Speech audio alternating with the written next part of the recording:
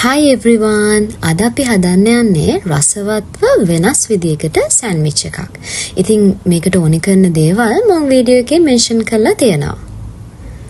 අපි බෝල් එකක් අරගෙන ඒකට අර අපේ බිත්තර තුන දාලා අර හීනියට කපාගත්ත ලුණු, ඊට පස්සේ කොච්චි, ලුණු, ගම්මිරිස් සහ කෑලි මිරිස් එකතු කරලා මේක හොඳට බීට් කරගන්න ඕනේ.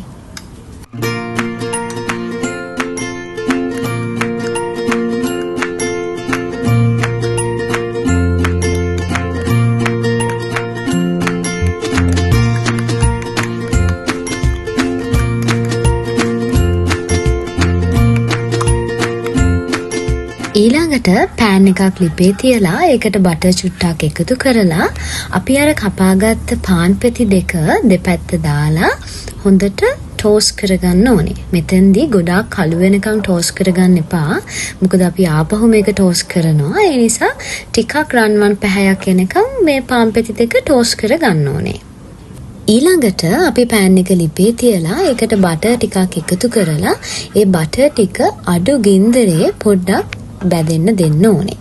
ඊළඟට අපි අර හදාගත්ත බිත්තර මිශ්‍රණයෙන් භාගයක් විතර පෑන් එකට එකතු කරලා ඒක හොඳට ස්ප්‍රෙඩ් කරගන්න ඕනේ. හැබැයි මෙතනදි මතක තියාගන්න අපි මේක කරන්නේ ඊටාම අඩු ගින්දරේ.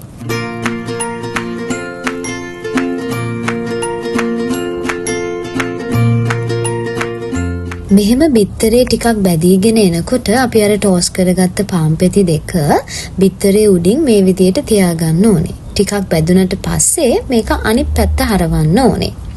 ඉතින් ওই විදියට තමයි අපිට පේන්නේ. ඊළඟට අර වැඩි කොටස් ටික බිත්තරේ අපි මොකද කරගන්නේ? ওই විදියට නවා ගන්න ඕනේ.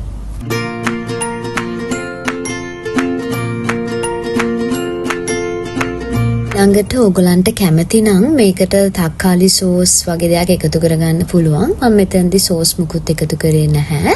අපි මුලින්ම සැලඩ් ලීව් එක මේ විදියට තියන්න ඕනේ. ඊට පස්සේ අර අපි හීනියට කපාගත්ත තක්කාලි ස්ලයිසස් ටිකත් ওই විදියට තියාගන්න ඕනේ.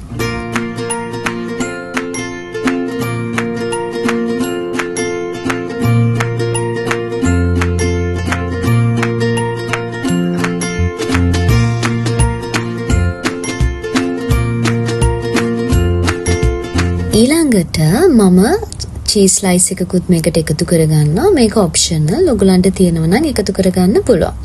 ඊට පස්සේ මම අනිත් පාන් පෙත්ත පාවිච්චි කරලා මේක සෑන්ඩ්විච් එකක් විදියට එන්න අපි වහගන්න ඕනේ. ඊළඟට අපිට පුළුවන් මේ පාන් පෙති දෙක නැවත පොඩ්ඩක් පෑන් එකේ ওই විදියට ටෝස්ට් වෙන්න ඉඩ අරින්න. හැබැයි මේක ගොඩාක් කළු වෙනකන් ටෝස්ට් කරගන්න එපා. එතකොට රසත් පොඩ්ඩක් වෙනස් වෙනවා. ඉතින් මම මෙතෙන්දි පාවිච්චි කරේ චීස් සහ තක්කාලි විතරයි. ඔයගලන්ට පුළුවන් ඕනෙම ෆිලින් එකක් මේකට දාගන්න. චිකන්, හැම් මොනවාම හරි දෙයක් ඔයගලන්ට මේකට වෙනම එකතු කරගන්න පුළුවන්. එතකොට මේකේ රස වැඩි වෙයි.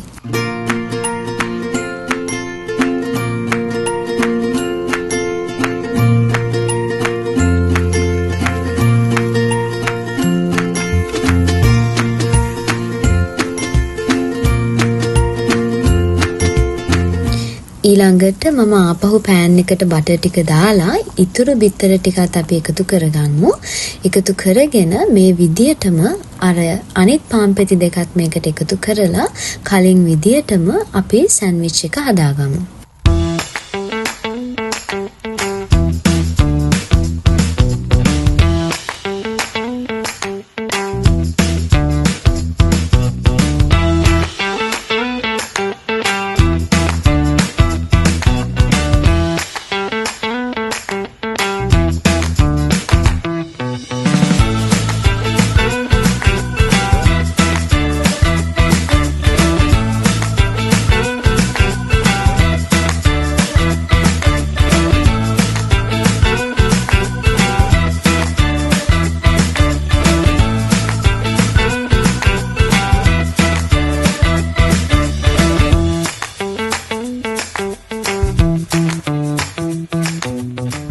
අපේ සෑන්ඩ්විච් එක හදලා ඉවරුනාම ඔය වගේ ෆයිනල් ලුක් එකක් තමයි එන්නේ.